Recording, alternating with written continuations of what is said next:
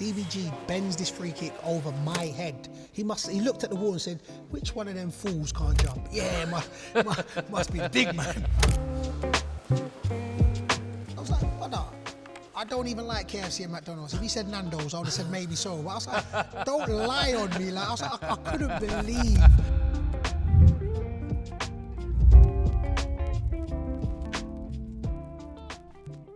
Action. Yeah, good. You smell absolutely lovely. Oh, thank you, my brother. Yeah. What do you reckon? Yeah. Yeah? Listen, I see it, man, and I ain't gonna lie. I love the concept, and yeah. I tell you. I ain't gonna lie though, if you had got every single one of my clubs, we would have been a little bit more. Mate, seriously, it would have been like, it would have covered you up, and that, you know, that's saying something, mate. But yeah, it's not. I gotta be honest, mate. You've not made it easy for me. You've really not made it easy for me. I mean, there's been a lot of to and fro, hasn't there? Actually, there's been a lot of to and not that much fro. I was trying, Fenners. I know. I was trying. You know when you was hollering at me, and I was like, and I said it to you, and I was like, it's funny because I only started kicking in regards boots later on. Yeah. So when you was asking questions, I was thinking, oh, wow, Fenners, you're going to know more than me. Yeah. And then even I found out something new. When you first asked me, I was like, no, I stuck with one, but yeah, I didn't. No, you veered. I did. You veered. I know. You veered. Before we get onto this, though, how's things, mate? What's going on in your world? You know what? Real bars, I can't complain. You know, we count blessings and not problems. I'm busy, which is good. Just got asked. I'm 4 years retired, like in May. Wow. It's flown past. I've got to say, you are looking like in sublime condition. Boy, I'm trying to... mate, honestly, like, what's this, whatever cream you're using? Like, listen, you know, I'm just... Look, send some my way. I'm telling you, and I got to say that my daughters are getting older, so I've got to stay hench because they're getting into dating age. Ooh. You know that. So when they say, Daddy, I've got to be ready. Yeah. You know them ones, so that's what's keeping me motivated. But no, listen, real talk, I always said when I retire that I want to be and try as many different things as possible. You know, I was lucky to play the game for 21 years, and you know, it stayed true to word, and I'm busy. I'm in the podcast space, so normally I'm doing the interviewing. It's nice to be on the other side. How's that going? I'm loving it, you know. I'm really loving it. I'm loving the Beast Mode on podcast. And it just, you know, my take on it, and listen, I've sat down and you've interviewed me, and I would say this, just like managers where I've taken stuff, it's the same when I've been interviewed by presenters. I try and take a little bit from presenters that I've interacted with and then just try to remix it and put my little sauce on it. And that's what I've done, you know, sitting down and just generally having open conversations. I think that the podcast, or the Beast Mode on podcast, is generally, it's for people that I'm intrigued in, just being like, listen, man, tell me your story. What's your mindset? How did you deal with trials and tribulations? And so that's what I'm enjoying at the moment. So long may that continue. Yeah, no, brilliant, mate. Well, all power to you. Blessings. And I'm really looking forward to this. So the best place to start is at the beginning. Yep. And I don't know if you're going to be able to answer this, but can you remember your first pair of football boots? First pair? Your first pair. You kind of, I suppose it's really like, it ties in with your real first kind of memories of football as well. And so there's two stories to that, right? The first pair that I purchased, they were meant to be a Nike pair of boots. And my parents, the worst thing is I can't remember the store, but I know it was in Ridley Market that I was meant to go and buy it, and they were £24, right? But see, as a kid, £24 was a lot of money back then. I even just let people know. But I remember I saw a pair of High-Techs for $19.99, and because I was like, oh, if I get the $19.99, that means I get to keep. Oh, okay, yeah. So my first ever pair that I purchased, like at young, was a pair of High-Tech football boots. But the pair that, for me, which will always be embedded into what my early memories was, a hand-me-down pair of boots of Puma Kings. Right. So my brother had them. Okay. So his manager bought them for him, and then my brother was like, look, he's not balling anymore, sort of thing, so take these. So when I was playing for my Sunday team, Semrab, some team. Oh, yeah, wow. Gosh, it was a team. The year above me, that was the legendary Ledley King, John Terry, Conchesty, It's mad, isn't it? It was just, I think, and J. Lloyd Samuels, probably some more right there, was just, when you would reel off the names that come out of that, and listen, I just remember the year above me, I think their manager was called Paul, our manager was called Steve.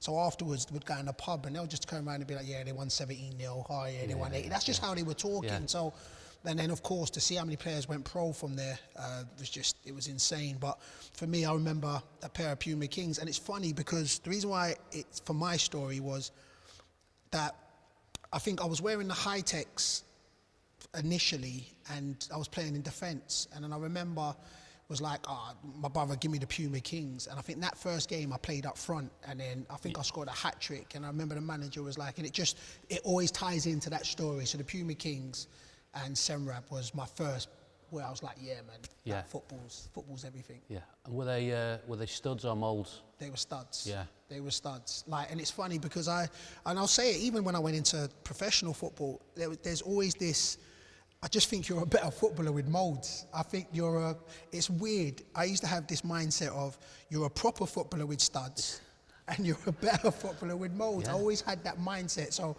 I remember starting out, it was like, oh yeah, I'm a proper footballer now. Grass, studs. Yeah. Like if I catch you, it's a problem because I ain't a small guy. So that's what it was. It was studs. When you made it, when you were training in the week, would you?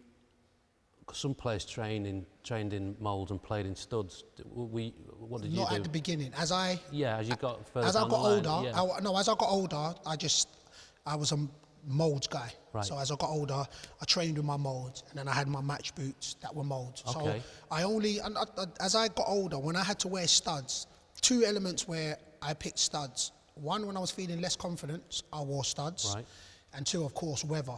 But if you saw me rocking studs, for me, it was a reset. So I had to kind of play back to, especially the old-fashioned centre forward. Yeah. So that's where, when I wore studs, I was like, I'm just going back into reset because confidence-wise, I wasn't at my peak. Right. Tell us about the 4 schools, because there was 4 schools in your district, weren't there? And there's quite a few players. Yeah, man. So the 4 schools. schools. So we were Highbury Grove. So right next to Highbury, of course. There was Central Foundation. There was St Aloysius, and then there was Holloway. So they were the 4 schools which were just, if you played for one of them, you knew you was meeting. So that was generally always semi-finals and finals. Okay. And funny enough, is my year. So up in that, I would say that Highbury Grove was the best out of them. When it got to my year, though, for some reason, we didn't really have the ballers, Right. you know. St Aloysius, if I go through it, that's funny because Central Foundation, I can only remember him as Bino. I can't remember his first name, but I think he made it. St Aloysius, that had Joe Cole, Holloway, Jay Murray and Jay Bufferoid. Highbury Grove was myself and Mehmet Unal.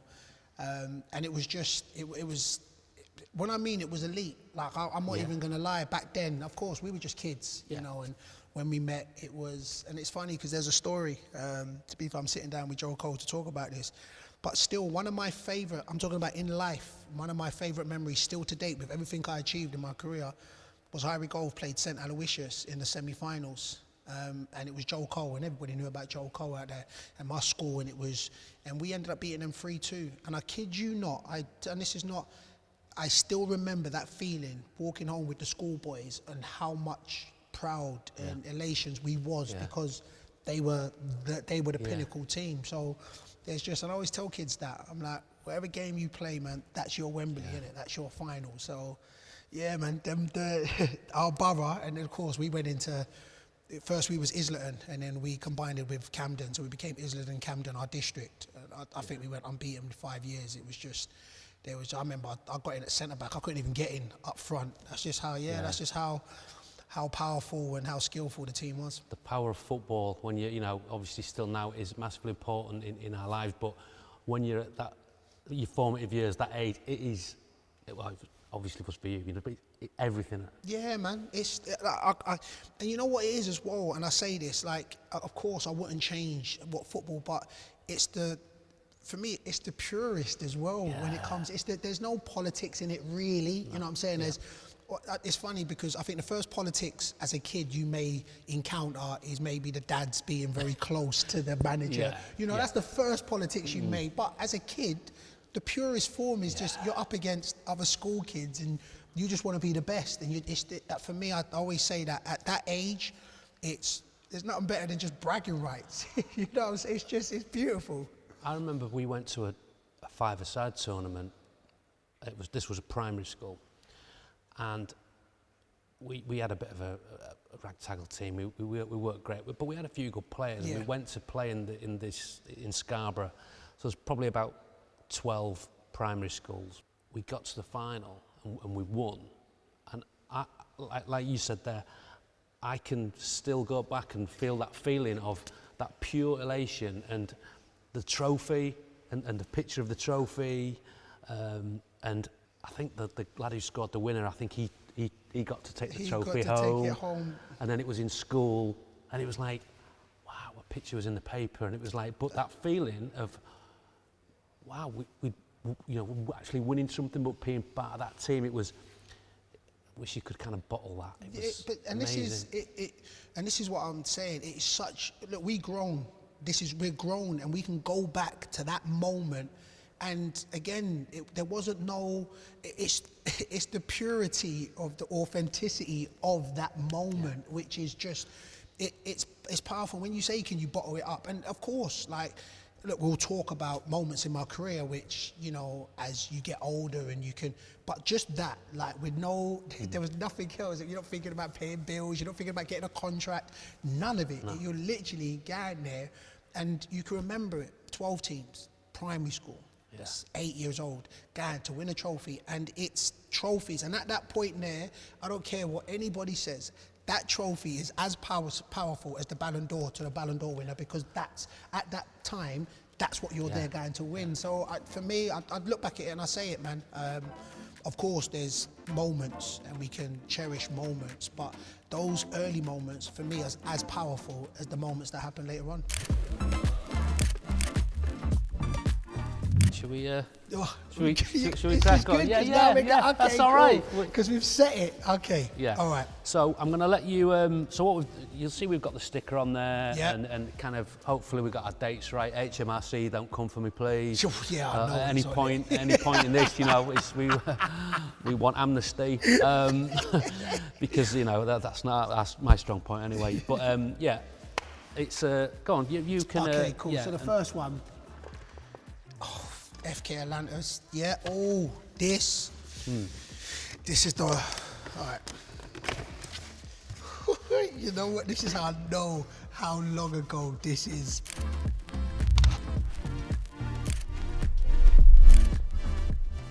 There's a few elements to this. Boy, this brings back memories. It brings back memories a few, because this was before the journey, but of course, the journey. Yeah. Do you get what I'm saying? Yeah.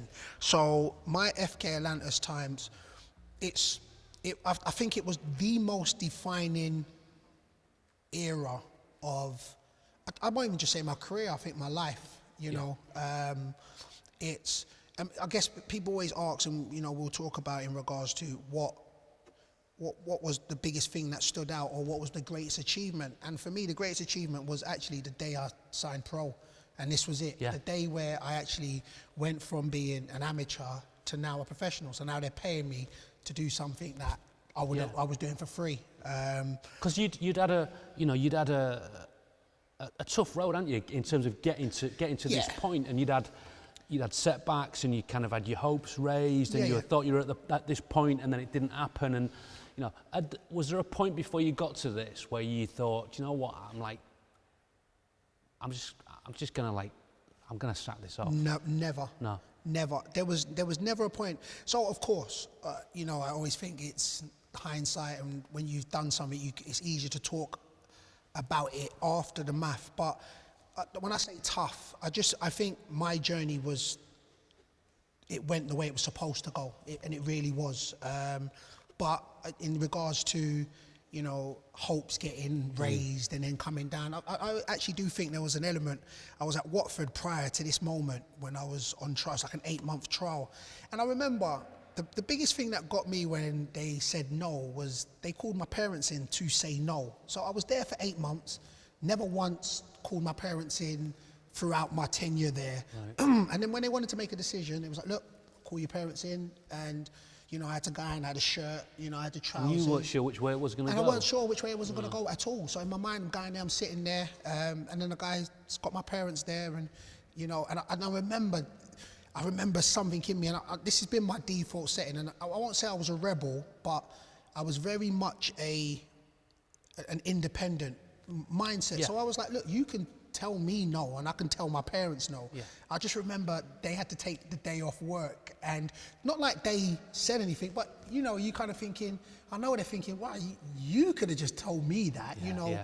So I remember being like, okay, that stood out. But in regards to, you know, trials and tribulations, I just remember the thing that I couldn't deal with was the fact that I used to always get, you're a good player, but you're a bit big. So I always used to be like, it must be harder to be a good player than it is size-wise. You can always control the size-wise. Yeah, this is what, as a young person, that was going through my mind. But anyway, then when the opportunity for the FK Atlantis came, I remember speaking to the president of the club, and he sold it basically like, look, our league's a tough competitive league. We play in what was equivalent at the time, the Cup Winners' Cup, and we'll pay you. So they were the three things which I was like, all right, cool. I went out for a trial because their season's from April to December. So this is Lithuania. This is Lithuania, right? So that's their season. So I remember going out in September. So they was all already almost finishing their season. So they was preparing for next season. Right. But in my mind, I'm like, I'm going to go out there, I'm going to make them want me, and I'm going to use that as leverage to get a club. Yeah. So got out there, they said they wanted to sign me. So I was like, in my mind, I was like, I'm not going back. I'll tell you this, nah. But I came back and there was nothing. There was literally nobody, there was no takers, there was nothing. So the question, because at this time, my mum's like, look, man, you're 18. So you either got to go get a job or go to university, or, you know, so you just sitting there. So I was like, all right, listen, I'm going to play football. And the one thing I always say this, there was never a point where I was like, I'm going to pack this in. And I say this because I was dreaming to be a professional footballer from the age of 5, 8, about them times. So I always remember thinking, if I conversate with you or I meet a coach or a scout, I was never going to give somebody who came into my life on a temporary basis, permanent status on me. Yeah. So even if they were, I just remember I just need one person to give me a chance. Just one. Yeah. That was my mindset always. Yeah. So Lithuania came about, and I'll say, once I decided, it was the football. That was what was driving me. So you went out when the weather was. Oh, the weather was like quite nice, wasn't it? When you first went? In September, so I left in September, and I left the UK, and it must have been cold. So I remember flying over the city of Vilnius as we flew in, and we're driving. So we stayed in a city called Klaipėda. So I think it's the third biggest city or second, either one. And I remember driving, and Fenners, it was hot, but it was green, and I was thinking, oh. Hey, this ain't bad. Literally, I was just like, and again, I keep saying, I think at being 18, young, fearless, driven, but I remember the first thinking driving through, it was like a 3-hour drive, and I was like, oh, this ain't bad. Got to the hotel we were staying in, and so we was there for 2 weeks. The hotel was 5 stars. I was like, oh, yeah, decent. Cool. So when I come back, that was what was in my mind. I just remembered that. So I go back pre-season, started in March for the season in April. So again, I'm still thinking, I only heard of Lithuania 6 months prior, remember that? So I say, yeah, I'm going to sign. Fenners, when we flew over Vilnius, it was just white. So I was like, wait, what's this? What is... We got out, and I promise you, my fingers froze instantly. I was like, oh man, they played me. Anyway, what made it even worse, so I'm there for like 3 or 4 days. So we get to a pre-season game. Fenners, I swear to you, we pull up so it was 3G, but I kid you not, there was snow everywhere. I'm talking about, you couldn't see the green. Yeah. So I'm sitting on there, I remember I got my Walkman on, thinking, we're going to turn back. I see everybody walk off and go into the... I swear, this was my diva-ness. I said, I ain't getting off this coach. Oh God, I remember I watched the pre-season game on the coach. I just watched, I was like, oh, I couldn't. So they shuffled, so on the sides were just ice, and they played. I said, oh, I'm a tropical brother. I knew that back then, I swear. But yeah, I mean, when I say that, and this is what I say, when I started off by saying that, it defined me, the era shaped me, because look, I didn't go out there thinking of anything that, or any struggles. So I didn't think about the weather. No. I didn't think about not knowing the language. I didn't think about the food. I didn't think about the race being the only one. I didn't think of anything like that. Literally, it was just, I'm gonna go play football. Yeah. And then you then go through those, obstacles, and again, for me, it was either you sink or you grow, what I'm saying? And thankfully, with faith and the family support system, I grew. And I always say, from then, I just remember thinking, there's not anything that I cannot tackle from that period. First and foremost, leaving home, 18 years of age, you're still young, and going to a different country where they don't speak the language, all that's difficult. But the racism you encountered. Did you have any sort of idea that was going to be part of this, or was it complete surprise? It was a complete surprise. Listen, I always say this, right? I think that you're a product of your environment, and your experiences.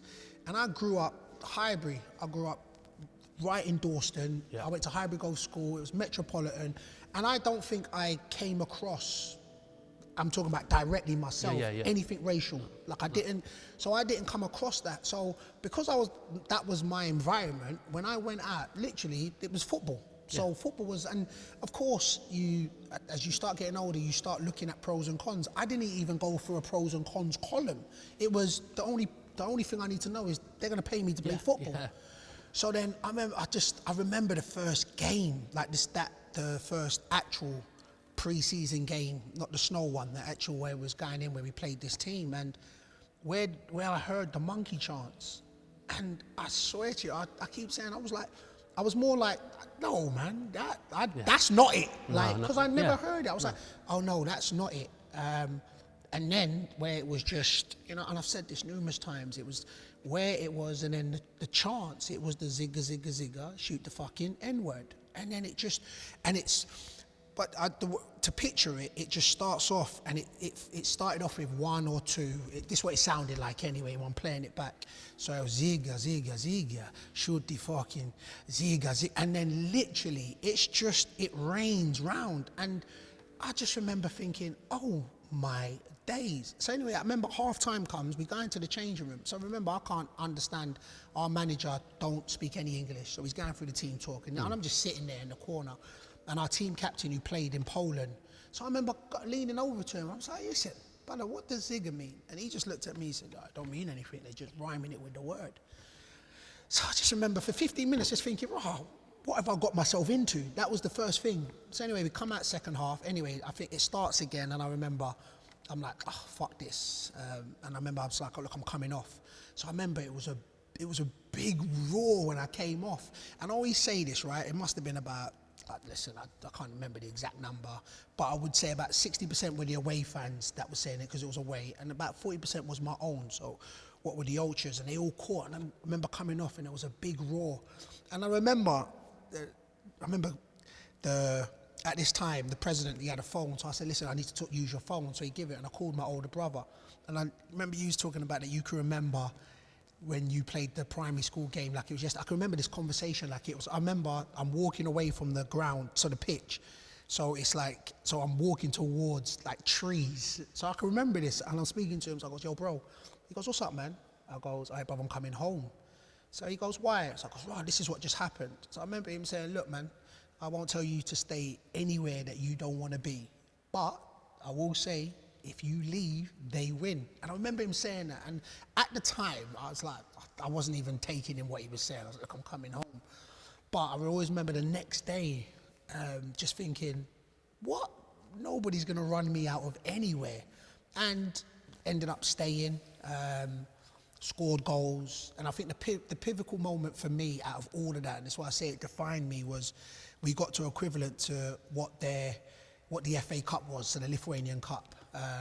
FK Atlantis hadn't won a trophy in a number of years. And I remember being, I would say this, right, and I don't even know if I've talked this way about it, but I remember being hardened, so it then becoming a job more than a love for football. So I remember just going out there, playing the game. If I scored, I scored. If we won, we won. So I was very much in Robok mindset. But I do remember we're walking out for the final, and they've got the trophy as they do in front. So as you walk out, so before when they take the ball, the trophy's there. Yeah. So we're now in our club tracksuit, just the top. And it was the first time I wanted something there. So it was the first, like, you know, where now this means something for me. Before, and I just remember looking at it and was like, oh no, but I want this. Like, I want this. Yeah. And again, listen, I just remember, like, we won 1-0. I scored the goal. And I literally, and I'll say this, right, it's, of course, my fans all of a sudden took to me. I still got racist when we went away, but my fans took to me. And I remember the lesson that I took from that was just that it was just ignorance, because the fans that at first were doing that, all of a sudden when I scored, they gave me a nickname, because I always used to say what's up. So I think Zugali was like Bugs Bunny for WhatsApp. Okay. So that used to be my nickname. So I remember just at that point taking from being like, first, they didn't break me. So, because they didn't break me, cool. You know what I'm saying? And then after that, it was just like, well, man, ignorance was at this time. And listen, I'll go back. Listen, I know we are still dealing with this, but we're going back 20 plus years ago. Do you know what I'm saying? So for me, I would like to think Lithuania's grown from that. I would like to think society's grown from that. But so I only talk at that time, you know what I'm saying, in regards to that. But I remember taking that ignorance was prevalent at that time. It was powerful, and then once they get to kind of know who you are, then all of a sudden, and it shifted. Do you know what I'm saying? So that at that point, then remember thinking, okay, cool. Like I survived that. Yeah. Like I've grown from that, and then man, everything else that I then tackled or experienced from then, that was my starting point. It's a credible foundation that you built for yourself, and you know, obviously, I'm sorry for you. You had to go through that, but it's such an inspiring story, because it wasn't like, you know, you could look around your dressing room and confide and you know, and get the support of, you know, fellow black players. You were the only one in the country, so it was amazing, mate. Yeah, mate, it's dope. To be fair, and I'm an advocate for a support system. Like, don't get twisted, I had my family. My family's always been there, still to date. I had a roommate, he was a Japanese international there. And of course I would bounce off when I needed to, but I'm an advocate for support systems in regards to just being an ear. You know, empathy is powerful, you know, and sometimes you can't do anything because you just can't do anything. No. But being a support system, being there to listen. So for now, those players that try and keep it in and feel like they've got to tackle it by themselves, I'm like, listen, speak on it, man. It don't make you any weak. Doesn't make you weaker as an individual. Do you know what I'm saying? Speak on it. But yeah, man, listen, my faith has always been, you know, and for me, I asked while I was in it, don't get it twisted, and I won't talk and say that I knew that I would get through it, you know what I'm saying? But I do know that my path was supposed to be that path, and God put me on that path, and I do. At the time, don't get it twisted, it felt dark, it felt alone, I felt isolated, and we're gonna show our age a little bit. The only time I could communicate was going to the internet cafe and talk on MSN. That's how isolated it was at them times, you know. But you know, my path was my path in regards, and came through it in exactly where you say, like the foundation to build upon. So I do count blessings that, you know, I came through that. Superb, mate. That's one down. Yeah, yeah. Jeez, you know, it's crazy. Yeah. And you won't remember. You don't remember that you wore Adidas, really? No. Do you know the maddest reason why? Because for me, I always say, and you can try and check the stats, but I always think people with very, very good touch have wide feet. You know what I'm saying? So you got wide feet. I got wide feet. Oh yeah, you know what I'm saying. But what it was with Adidas, I remember that, and I remember seeing a picture where I always felt like my feet were busting out of these. So that's why when Yar was like, "No, man, you wore Adidas for a period," I was like, "No, man, you know what? I can't remember. Like I was always into, but these were the first ones. Lithuania, Barrytown, I think, you know, so I was rocking Adidas the first bit, but we'll get to it because I wasn't a fan of black boots. Like, I got very superstitious about black boots. I felt like it unbalanced me as a player, and as we go on, you'll see. As we will see, there aren't too many. Yeah, there aren't too many. Good All right, times. pop those away, mate. Aye. You've got your next pair, but if you want to fill in anything prior to that, then please feel free. I will. I already know what these ones are. The colours. This. Yeah. See, now these were my Swansea era. Yeah.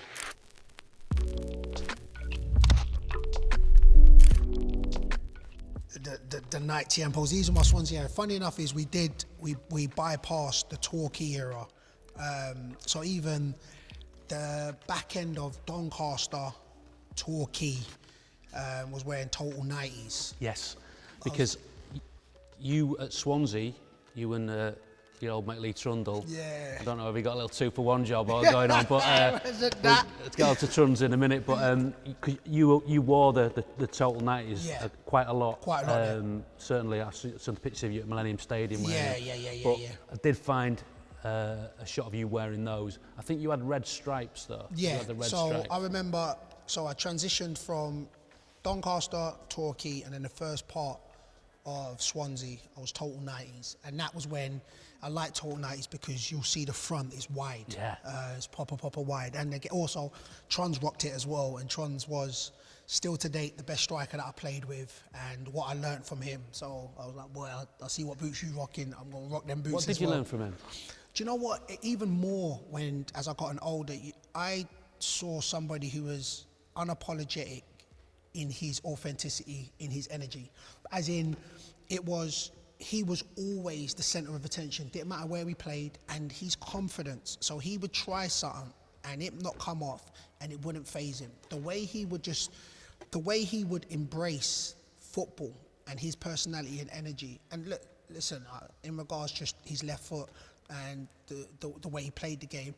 But what I learned from him, I learned that he went into a stadium. Not only did he have his fans watching him, he had the away fans watching him.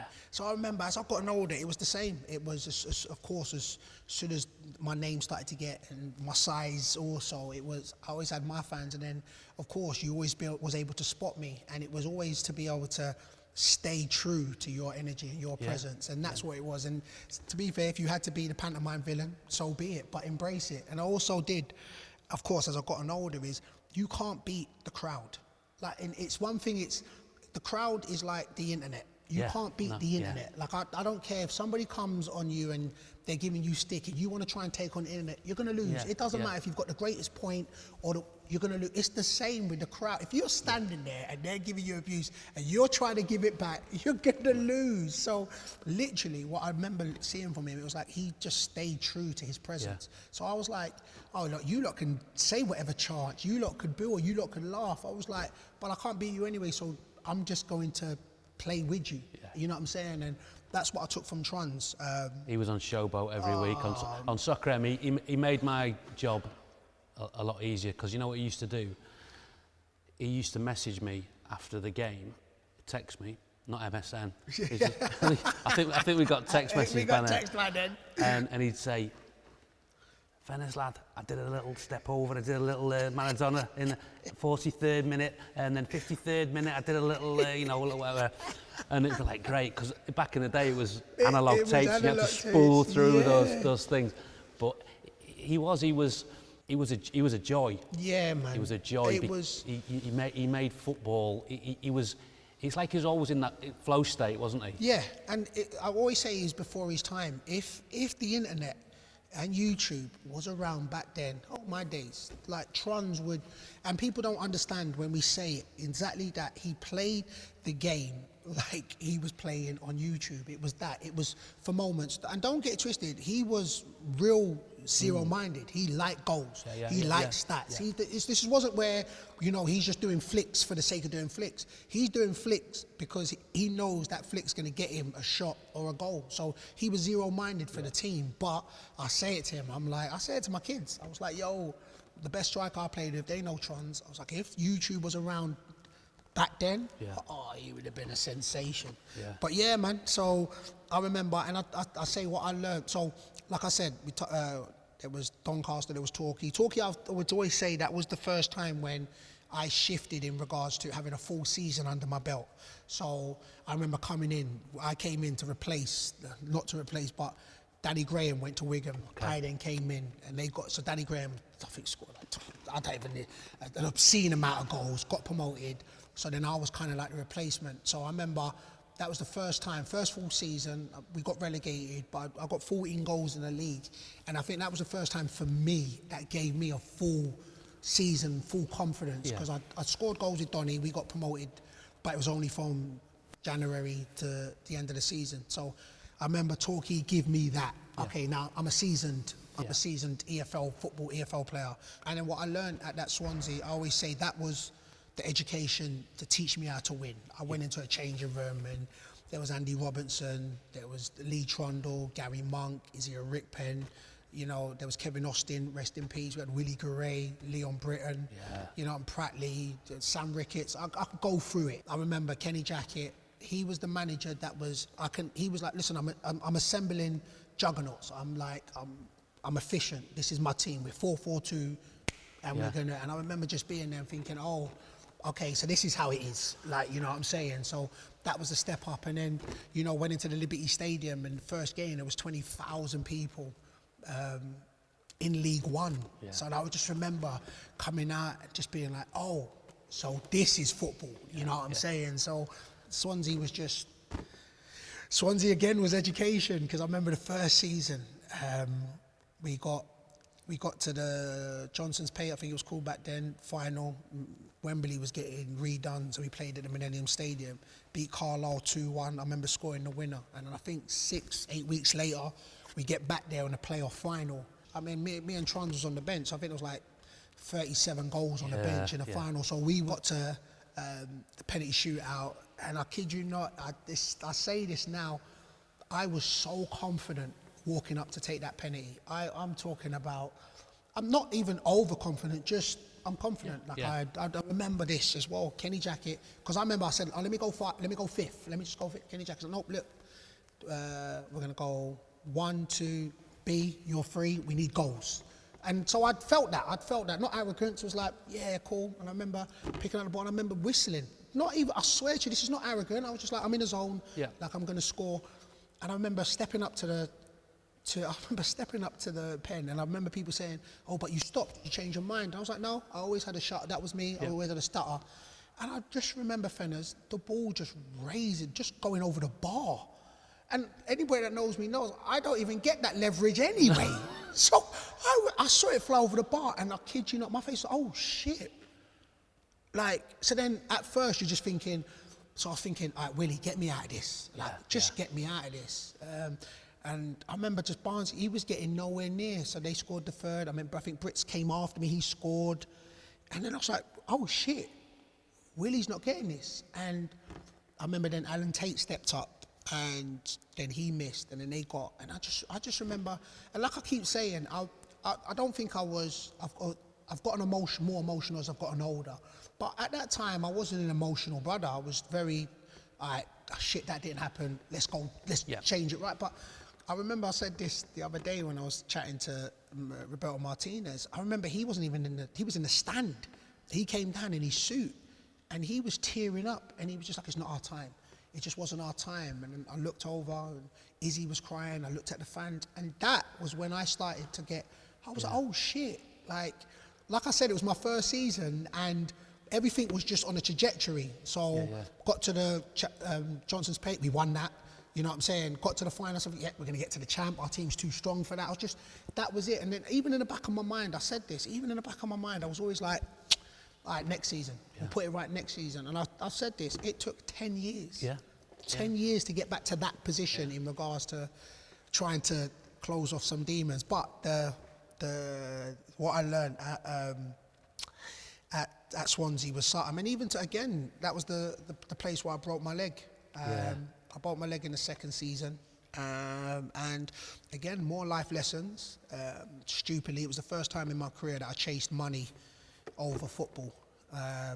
They offered me a year. on the same contract, and I think it was Gillingham that came in and doubled my money, or anyway, just gave me a very big increase into what I was on.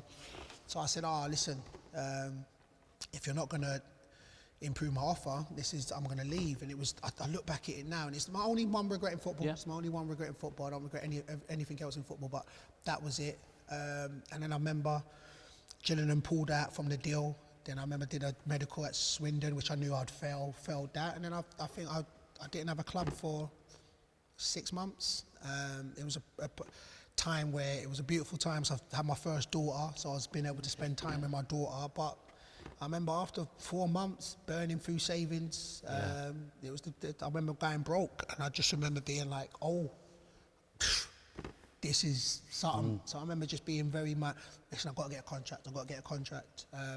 Then I remember Kenny Jackett got sacked, to be fair. He got sacked while I was still there, but then got the Millwall job, and then offered me to come down for 3 months. And then that was where then I slowly started to rebuild my career again after the Swansea. But yeah, man, I mean, everywhere I went, and there was real life lessons, you know what I'm saying, that I learnt, sort of thing. So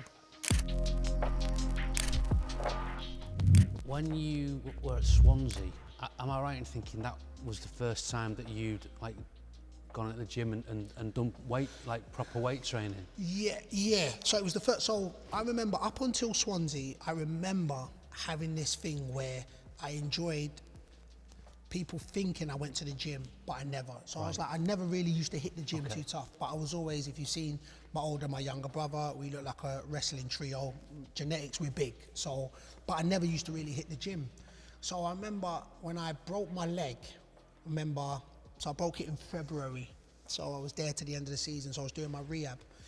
And that was the period where I fell in love with the gym. And I remember I got humbled because we used to train with the Ospreys. And I remember he was a short brother, Statch, but he was a short brother. I was bigger than him, right? So we're in the gym, and I remember just looking over, you know what I'm saying, like ego and that. And I think I picked up a 20 or a 20, whatever it was, and I'm doing curls. And I think he must be having a 12 or 15, and he's doing it. So I'm looking over thinking, this rugby, but I'm bigger than this rugby, but I'm thinking of that.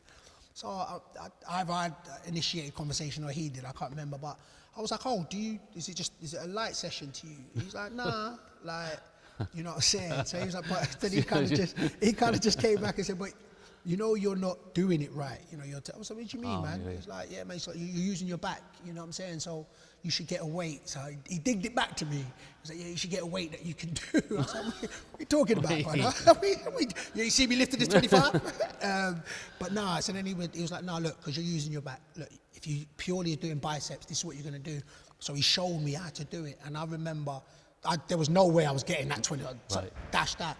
And it was a stress to do the 15 he was doing very easily.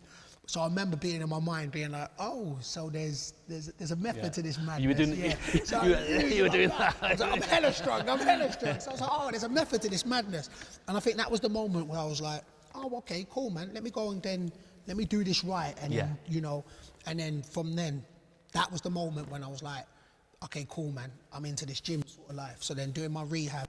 And then also, because I went through a 6-month period of not having a club, I really had to hone in on trying to go to the gym every single day. So that love kicked in over that Swansea period. So so after that, when I rehabbed myself, I was like, all right, cool. And then also, which I knew, the doctor said, listen, I'm not saying that I was hella fast, but I was quick. Those people that didn't know me back then and only saw the Akinfenwa of the old, the one that couldn't really run, I could run. Post-breaking leg, I could run. I actually enjoyed the ball over the top. But I remember the surgeon was like, look, whenever the injuries like that, you're going to come back slightly different. So I just remember being like, I'm going to have to change up my game. Yeah. And then because the gym comes, and then I didn't even got any bigger. So then, of course, I adapted my game. But Swansea was the time where I fell in love with the gym. Joe Cole's us. Yeah, JC, certified baller, you know. Yeah. To be fair though, we did wrap him up when Hydergo beat him up. Just he's got to win. He can win Premier Leagues, but he's got to win Premier Leagues, but you didn't beat us that day. Certified baller he was. Love it. So 2 down, mate. Coming in. Okay, next up. Yeah. I already know. Northampton moments. This is when I believe I turned into a baller. A baller. Baller, double baller.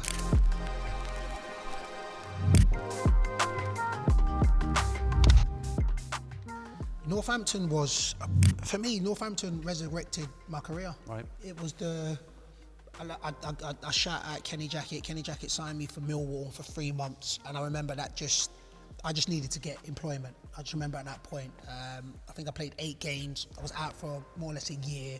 I think it was the only club that I didn't really get to show what I was about for Millwall. And then I remember after that, January times now, I had 2 options. I had Northampton or I had Cheltenham. And I remember always saying this, I remember only picking Northampton because it was closer to London. So didn't really know much about either or, if I'm honest.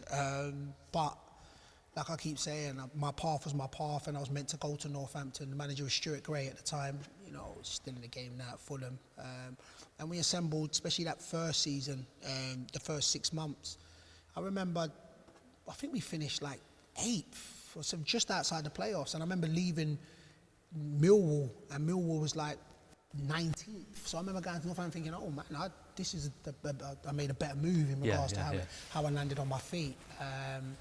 And that's when, and it's funny, so that 6 months went there, and I was like, oh, cool. So then I signed 2 years. So after that 6 months, so again, remember I've just signed 3 months.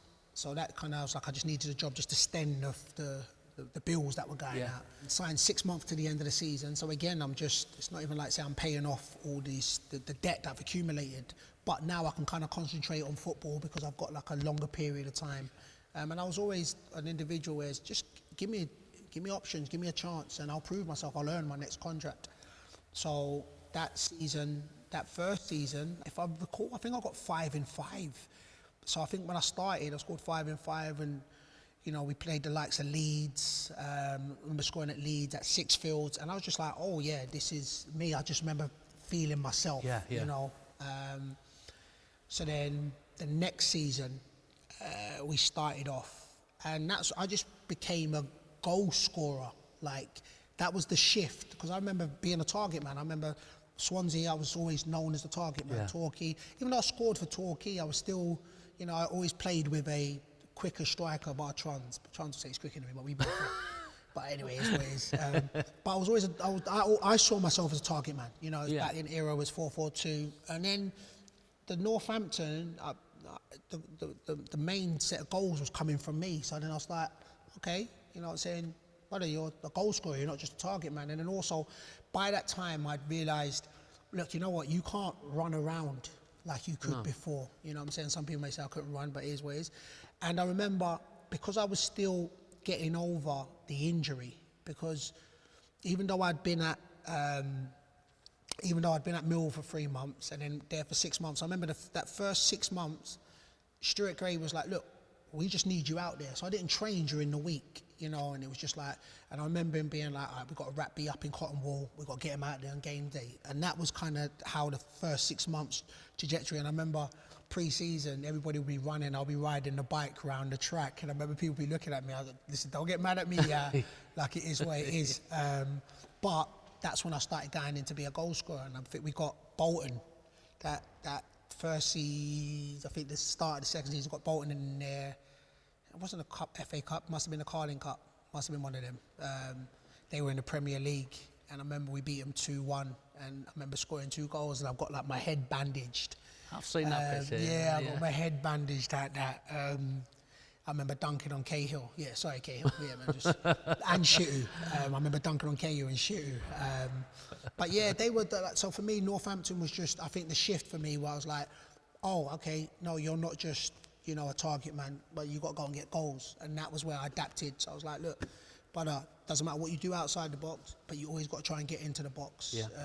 And then that's where I was known as a goal scorer. Scored, I think I was top goal scorer. I think I was top goal scorer all 4 years. I was 2 years, went away for a year, came back 2 years.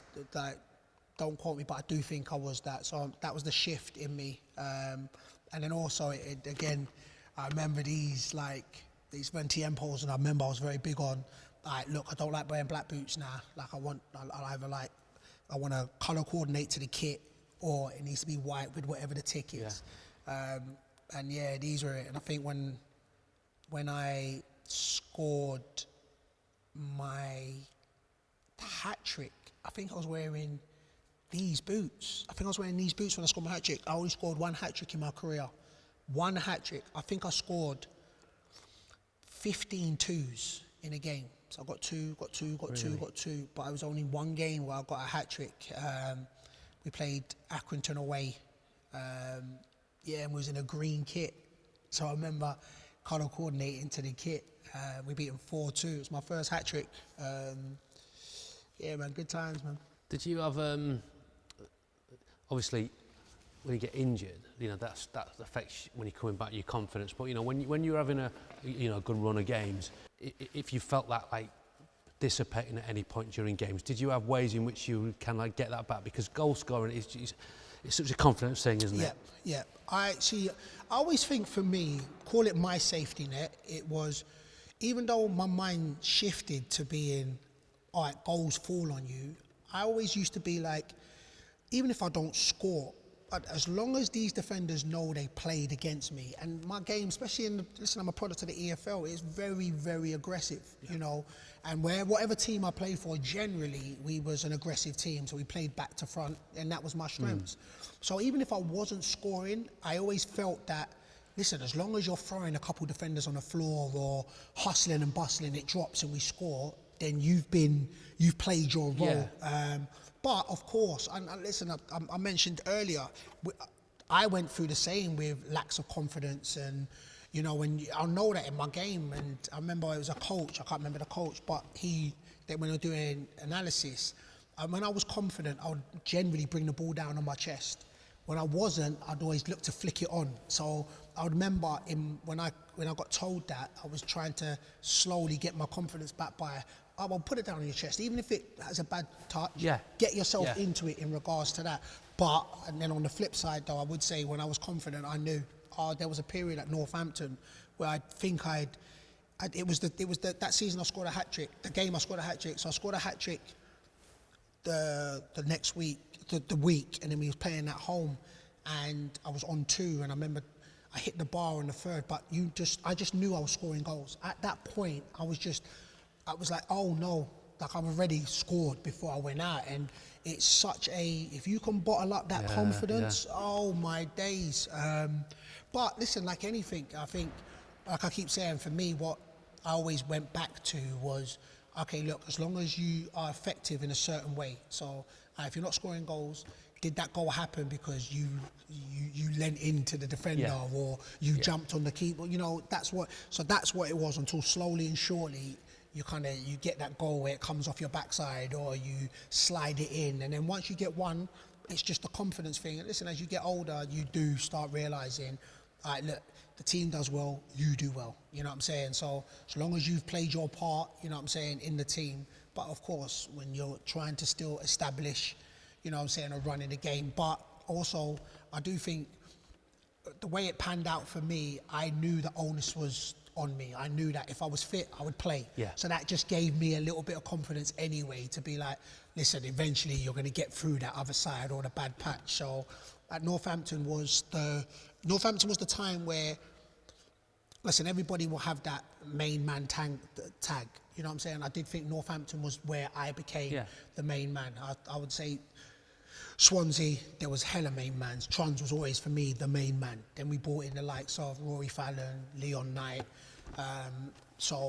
But Northampton, especially the second season, when I signed 2 years, I felt like, I was like, all right, look, it's falling on me. So I've got to try and step up. And I think when you have that, there's an element of confidence that brings. You embrace that. Yeah, you do. I think for me, I like that on my shoulders. I like it being like, yo, I've got to step up. You know what I'm saying? And I think as you get older, I took that into another element in regards to, controlling the culture or adding to the culture of being like, all right, look, this is what we stand for. This is our goals. This is, I enjoyed that, putting it on our shoulder, being like, this is what we're about. You know what I'm saying? But at that, for me, I was like, yeah, man, put it on my shoulders. I'll step up.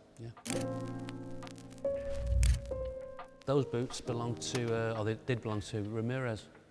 He played for Chelsea? Oh, the Chelsea. Yeah. He scored. I swear, I remember I didn't like him because he scored against Liverpool. You know them, man. Put him away then.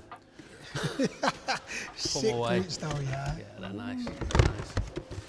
All right. Okay. Gills. Yeah, let's go. All right. I know the colours out here. These are nice. So now I can remember all these elements. Now these might not be These ain't the exact. the right colour, but These they're ain't the exact right colour, model, but this is aren't the they? yeah.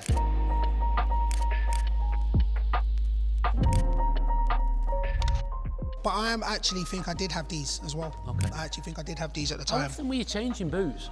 I went through, as I got older, I went through more. But at these times, I remember getting a Nike Connect. So they just, whenever I needed boots. So for me, I liked wearing my boots all the way down. Like, because my boots molded to my feet. So you'll see my boots always leaned because that's how I'd run. Okay. So when my boots molded to my feet, I kept it. I was not one, especially at these eras, as I got older and, well, Nike were messing with me a little bit more and they were just sending it whenever I wanted it. I then had a plethora of options, but I actually do, when I found a boot that I liked, I generally rocked it. So 3 or 4 throughout the season. Okay, so you could 10, 15 games Yeah. maybe? So, but then of course, as I said, as I got older, I then literally, because I used to train and play with the same boots. Right, okay. So, and then as I got old, then I just used to have training boots and then match boots. But I really liked to be able to just, this is going to sound to be as one with my boots, but I liked the way my boots formed and shaped to my foot regards to that. But yeah, I think I had these. But yeah, man, I remember I had 2 spells with Gillingham. I had 2 spells. So I went 2 years at Northampton, 1 year at Gillingham, 2 years back at Northampton, 1 year at Gillingham. So people said don't go back. When I enjoy a club, I'd be like, why not? Yeah. You know what I'm saying? And it was, I enjoyed my time, and especially, to be fair, both times I enjoyed it. The second time I hooked up with the first time I hooked up with, the first time I hooked up with Cody McDonald, and he was one of my best strike partners. We complemented each other so well. And again, the culture at Gillingham, it was just, and it's very family orientated. And yeah, man, I teamed up with Miles Weston. It was like a flying winger, and it was just, when it just fits, you know. But yeah, man, it was good times, man. It was good times, and it was, again. So I'm at this point now. So I'm close to my 30s at this time. So there was not a new changing for me. It was going in there, and it was most of the people now I've come across over my career. And it wasn't even the main man mindset when I went to Gillingham. It literally wasn't even that. It was just finding, as you start getting older, you want to find a team that you enjoy, and that's what it was. That's what it was with Jill. So, yeah, man, it was short and sweet because it was only a year break, and a year. The year in the season goes pretty quick. But I enjoyed my time with Jill's.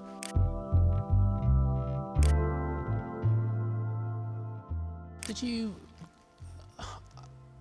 I know from reading your book, you're not backwards in coming forwards in terms of, talking to managers about maybe how things are going, maybe with the team, but also with yourself. Did you ever get frustrated with managers in the way in which they maybe perceived you, like this is how you're going to play? You alluded to it earlier. It's like people saw you as maybe a target man. It's like, and then you realise, well, actually, I'm not a target man. I'm actually a better footballer than that. I'm a goal scorer as well, and there's a lot more to me than that. Yeah. Did you sort of butt heads with many managers with regards to that? To be fair, we skipped over so me and A.D. Boothroyd at Northampton, we clashed. He was the first one that ever tried to say that I couldn't hit the gym.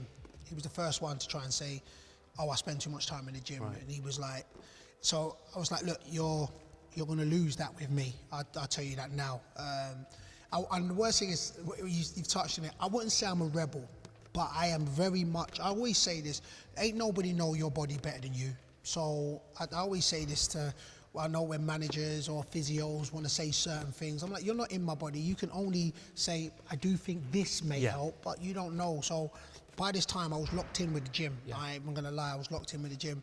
But what he then did was like, all right, you're gonna go gym, but I'm gonna work you. So I remember on Tuesdays and Thursdays, he made me do extra sessions, AD Boothroyd, in the gym. So he was like, look, you can do weights on your time, but he had a physio come in and we used to do cardio. And I remember saying this to him, I was like, look, you can take all the credit you want to take to get me fit. I remember him saying, before I came in, you know, B could do what he does, but now he can run more, he can jump more. I was like, that's fine, look, that's good. You can only help me, I'm scoring goals, so I haven't got a problem with that. But he was a manager that I butted head with for a period. I remember for a long period of time, and I held grudges. And then I remember seeing him only a couple of years ago. I ain't seen him in time. But I remember him being, for myself, I was like, I felt it was needless. I remember I'd left. So I'd left Northampton, and then it came out in the paper, him saying, they must have mentioned my name. And I remember him saying something like, oh yeah, you know, B used to always say that he'll be doing extra work and that, and then I'll go to his car and then there'll be KFC and McDonald's wrappers. So I was like, I wasn't even at Northampton at this time. Right. So I was like, first I was like, brother, I don't even like KFC and McDonald's. If he said Nando's, I would have said maybe so. But I was like, don't lie on me. Like, I was like, I couldn't believe the way the guy was lying. That was a bit that offended you most. I was like, brother, get it right. If it was Nando's, come on. But I just remember being there, and I remember holding grudges. I was thinking, oh, you really, really came for me, and I wasn't even there. And then I remember seeing him. I was like, I can't believe I was holding grudges like that. Like, but man, it is what it is, you know, at the time. But I butt heads with him. But the other manager that I butt heads with was Martin Allen. Oh my. Mad Dog. The definition of Mad Dog. Like, I'm not even going to lie to him. Martin Allen's got two personas. Oh my days. He's got the off-pitch persona, which he's got all the time in the world for you. He would listen, he wants to know about your family, he wants to know about, and he puts family first. Like, I'm every morning, big man, come sit down in my office, and we'll just chop it up. How the family, how the kids, you know what I'm saying? That's, just chop it up, cool. I was like, yo, this guy's the one, you know? Yeah. As soon as we got on the pitch, this is how it be. Hey, big man, when you get the ball, you knock it down the channel. That's what I want you to do. So they'll give it to me, they'll knock it down the channel. He'll go, why are you knocking down the channel? I said, oh no. I remember Adam Barrett, who I was with at Wimbledon. My first day, Adam pulled me to the side and said, big man, he's going to tell you to go and pick up all the equipment. He's going to test you. Don't say none, because I know you. Just go do it. So I was like, all right, cool. So at the end, he's like, hey, big man, go pick up all of that. So I was like, gaffer, cool. So I went to go pick it up. So he was like, oh, okay. Gaffer, you the man. But he was just, for me, it was just, and I remember we were doing set pieces, and I think I won all the headers. And he said, you don't defend like that. Come here, big man. So he came. So he's grabbing me. So as he's grabbing me, so I throw him to the floor. But as I throw him, he elbows me in my lip. So my lip bleeds. So he does a turn. He goes, see? I drew blood off. He threw me to the floor, but I drew blood off the big. I'm looking at this man. I'm your player, brother. Why are you trying to hurt me? So, but and my thing is, I look at it like this because I don't think I got the. So Miles Weston was with him prior, and he loves him. Says great manager, both on and off the pitch. I felt like I got the manager that was under pressure. So it was. We only lasted 3 months with him, and I felt because it was the chairman. I think the chairman. Scally was the one who more or less orchestrated the deal. It was like, look, we had B, he teamed up with Cody before, wicked partnership. So I think he was always in his ear. And I think sometimes when a manager feels like he's being forced into, and I felt that from him. So I felt he was coming at me for no reason. And then of course I was giving it back. But in regards to, I don't have nothing bad to say about mine. I just think time is the time. But he was the only one where he'll be like, don't worry. So after he told me to knock it, he'll tell her, yeah, knock it in the channel. The big man will go run. I said, the big man will go run in the channel. I was like, but that was it. He was the only person that I'd say in regards to butting heads, really, that we butt heads. But in a whole, listen, in all, look, I'm one person within a team dynamic. I'll always speak my mind, you know what I'm saying? But I learned, especially again as I got older, the team does come first. Yeah.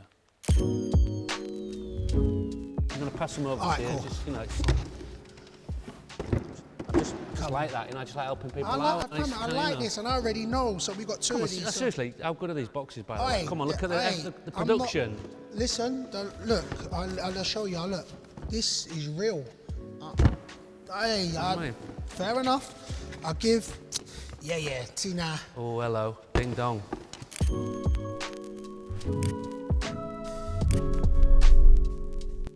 Again, like over this period, there was like, I think there was like four of these boots that I rocked. There was these, there was a blue one, because like I said, I like to colour coordinate to the kit. Yeah. So by this time as well, the AFC Wimbledon was now my popularity had now started to supersede the league I was playing. Through FIFA, through social media, through KSI influences. It was the born of influencers and social media, and then to be fair, I ain't gonna lie, I ran with it. When I found out about, you know, when KSI did that video and I saw about 2 million views, I was like, oh.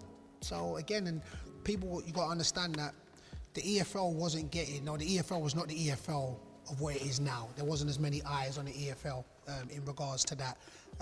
So you could, what he then did with social media, he made the EFL, or made myself, sorry, when I say just supersede the EFL, and listen, it's mind-boggling. It's still now, like I won't even say it, like there's countries I haven't been to, and I'll get messages from there, and like I just come back from Singapore and I get approached at Singapore. So these are places you know, and at the time, you know what I'm saying, before I'd done like moments in careers and that, it was just, it was mind-boggling. So AFC Wimbledon was special, and I remember saying this. I remember when I sat down with Neil Ardley, he actually met me in Nando's. He knew what he was doing.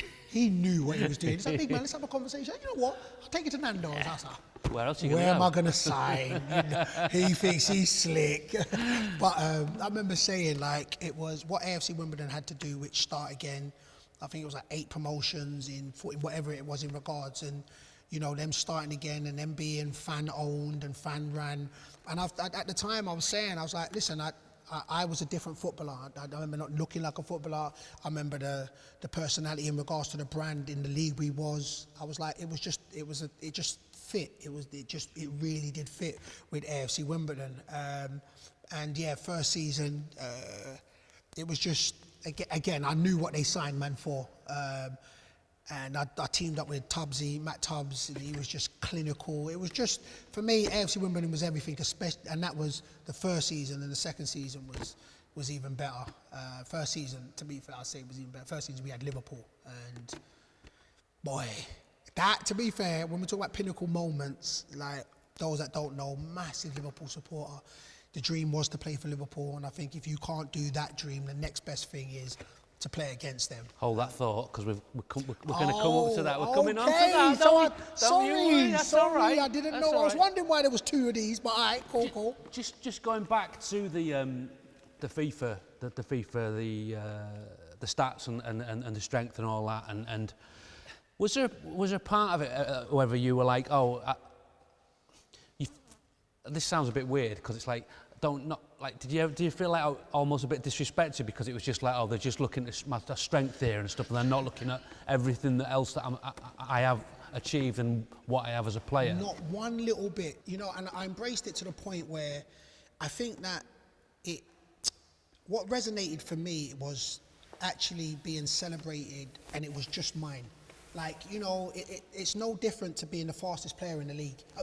The fastest player in the game. Yeah. Or the most skillful player in the game. You know, mine was my strength attributes. And I think when I first realised that, I was like, hold on, I'm the strongest in the whole game. And even the kid in me came, it was like, whenever you play a game, be it a fighting game, but you want to get the strongest, or, you know, and I was like, but I'm the strongest in the whole game. So that's everybody in the world. They can't touch me, you know. And what I mean, I fully embraced it. And to the point where I didn't, and I've always say this, and it's still mind-boggling, I didn't realise how big FIFA was. FIFA is a world within the world. The community it's so grand. and it was humbling. So, and this is what I'm saying, it's like, I think as kids, you want to get into football games, fighting, whatever it is, whatever field you is, you want to get into it.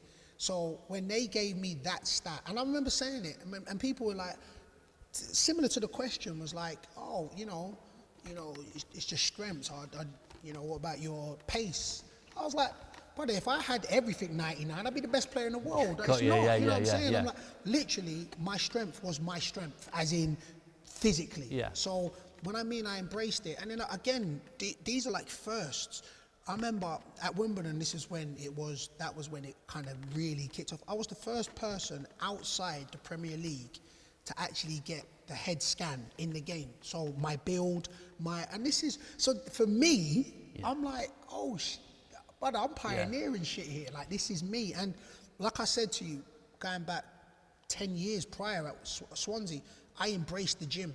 So now something that I've embraced and enjoy, I'm now getting revered for. Yeah. So for me, when I picked up the baton and I ran with it. I was like, oh no, man, like, best believe I'm the strongest. And then at the beginning and this is what I'm saying, like, footballers, we got egos. So at the start of every football season, when the game comes out, everybody's checking their stats. Like, you want validation, everybody. So at the point, all I cared was, brother, if I ain't 97, 98, we are going to have a problem. Because one thing I would say was, and of course, you laugh and joke, but I just knew there was nobody stronger than me. Listen, I wasn't built like a footballer. That's what I get. And I always say this, I didn't start out to be different. I didn't start out to be 17 and a half stones, pushing weights like that. I was just being me. So I knew there was there's no footballer. And I'll even let Thanos come down. I'll be a better footballer and stronger than him as well. But there was nobody pushing weights like that. So for me, with the whole FIFA boom and the FIFA viralness and the popularity, but I embraced it. And I remember it was, and I'll say this, I knew this myself, but I remember saying, I remember chatting to Rio Ferdinand, and he was like, look, I'm going to say this here, like, that's yours. Like, you sit on that by yourself, innit? There's no, you got to share the pace thing, or you got to share the skill thing. Like, every year, that's yours by yourself. Nobody can. And I knew that myself, but that was what it was. I was like, the strength is me. But if I'm an Avenger, my strength is my strength, so, but I embrace that, man. I love it, mate. We're going to go to the second one now. So now I know what the second one is now. Okay. Now we're talking. I'm looking forward to this. Jeez. Brother. See, my one, and the crazy thing is, I should have kept mine, because I remember I got a custom, I know.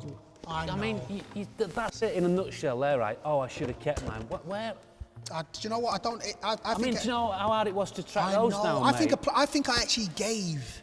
One thing I would say with me, I would like to think that I'm a generous individual, because I give most of my boots away. And I say this, there was only towards the latter stages of my career that I started collecting like shirts and that, you know what I'm saying? But all my own memorabilia, this was just something that I played in, and then it went, and then, I think I gave my boots away to players that I played with, And there's a good chance you probably gave those away straight after the game, because you're like so high. At that point, and this is why I take pictures now, because it's such a beautiful thing to be able to go back and bask in that ambience and memories, you know what I'm saying? Because I think sometimes, and it was somebody saying it, that you then, when you finish, then you kind of take it in. At the time, you're kind of just, you're doing it, you're going for it. You acknowledge it, and you should, the moment. But I remember leading up to the Liverpool game, I swear I even posted it, where I got these boots custom made. They had BMO on it.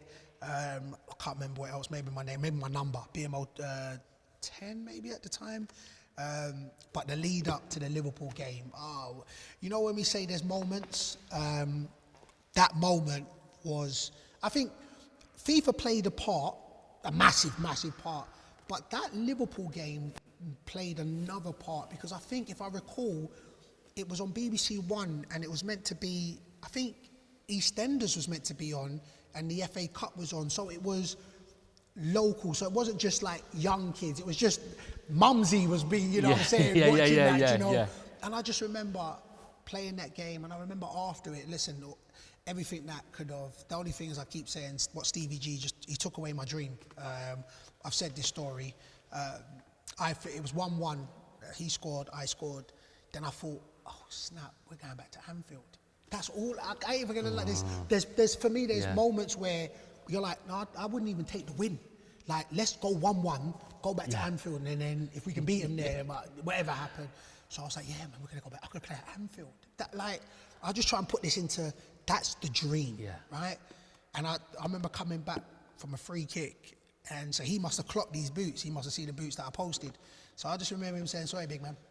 That's when I didn't clock it, I didn't think anything of it at the time. Yeah, sorry, big man. So he steps up, so I get in the wall, and if you watch this, go see the clip. Stevie G bends this free kick over my head. He looked at the wall and said, which one of them fools can't jump? Yeah, must be the big man. He just bends it over my head. It just goes in, they 2-1, he takes my dream away. He runs off celebrating, oh, Stevie G.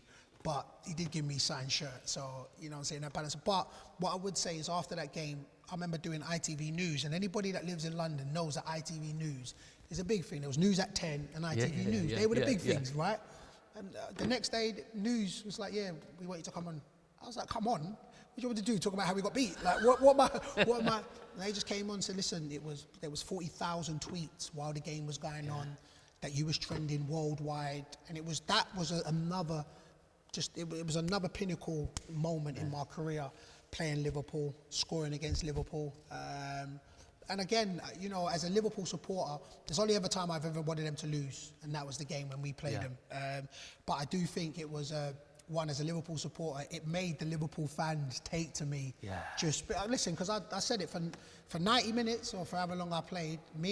I was just running straight at their chest. Skirtle, I was running at his chest. Henderson at his chest. I was just, look, if you see my weight, I was running at. As soon as the final whistle went, I was a fanboy. I was like standing there, let's take a picture, let's get an autograph. So that was it. To be fair, that was just, and look, throughout careers, you have moments, you know what I'm saying, in that. And that was it the first season. And then the second season, got to the playoff finals at Wembley. Knew I was leaving prior to it. Scored a goal to Lyle scores the first, I scored the second against Plymouth, and which then coincides with the infamous Wembley interview where I say, listen, I'm technically unemployed, so any managers that need a striker, hit me up on WhatsApp and get me a job, you know, which ended up just being Pinnacle. And I just remember, listen, anybody that knows me knows that when I get into whatever the feeling at the time, listen, I'm an emotional brother. I just, you know, so then that went, and then, yeah, man, listen, if you're going to leave a club, I think for me, that's the best way to leave it. And then, yeah, man, Gareth Ainsworth, well, he didn't hit me up on WhatsApp, he sent me a text message, and that's how Wycombe came about. Brilliant, mate. Better have those back. Oh, I would take you these. Are not. You are not taking those. These ones would be the ones I steal. They were wicked boots. And finally. See, all right, listen again. Look, the details. Salute to production. Just quickly, Ben from the Bart Group, massive Dons fan. Yeah. He makes those. He makes the boxes. Why, Ben? And yeah. So a real one, Ben. Shout out Ben. All right, Ben, that's proper, man. And he's asked me to ask if you could sign one of those 100%. Before you leave. I got you, Ben. I got you, man. Yeah. No, I rocked through. Woo! I rocked through. Jeez, I rocked through many of them.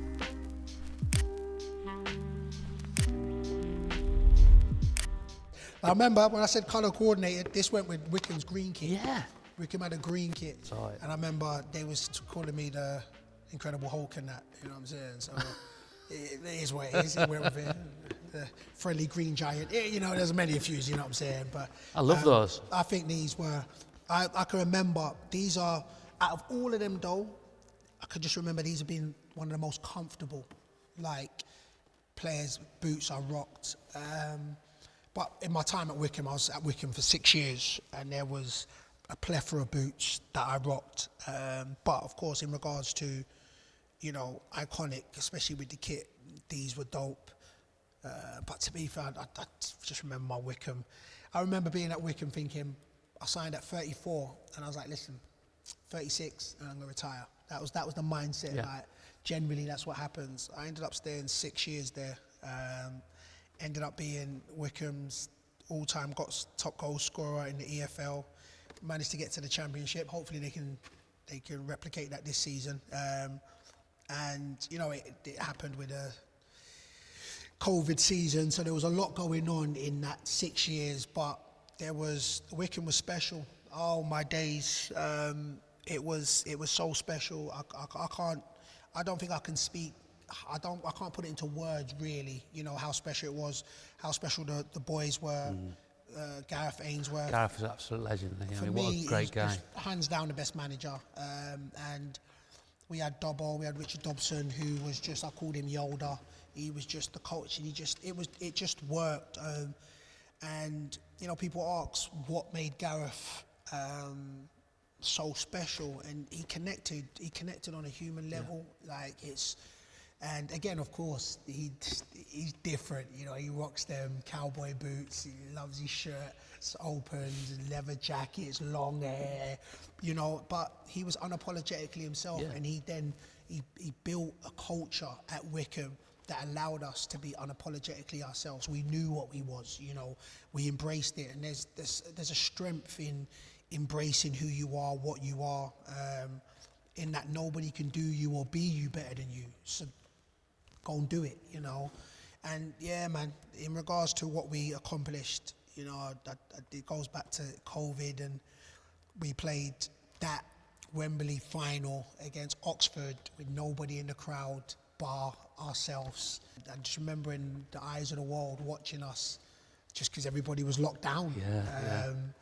And then getting through, and then unfortunately we played the season in the Champ with no fans. You know, it was just, it was unfortunate, because I think that for me showed even more that the fans are the heartbeat and the soul to football. Yeah. You know, you can't take them away.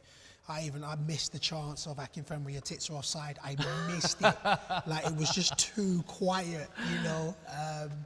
But yeah, for me, it was everything. And I'd say for myself, it was, you know, when you achieve certain things at different parts of your career, sometimes there's always that element of being, oh, I can go on and do better or get more. You know, I had signed at a point where I knew this was going to be my final club. Yeah.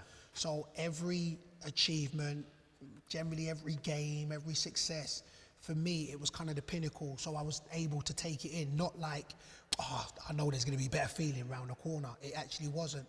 You know, when we got promoted, we had 3 promotions. Was it 3 promotions in 6 years? Maybe I had 3 promotions in 6 years. And then when we was able to do the Championship, boy, it was just special, man. Yeah, and thank God there was football on to watch during COVID, because that when it came back out round, it was just like, it was amazing. I know there weren't people in the stadiums, but just it was a godsend. Yeah, listen, 100%. It was 100%, and you know, even I mean, the final season before I retired, it was just, football was just special. It like literally was special. I did think that, you know, the last game we had Sunderland at Wembley, and I was like, yo, the football gods are going to make us win, and I'm going to score the winner, and I'm just going to walk into the sunset, and it's going to be ridiculous. Nah, man. Sunderland was like, nah, man. Listen, Not this ain't today. no fairy tale.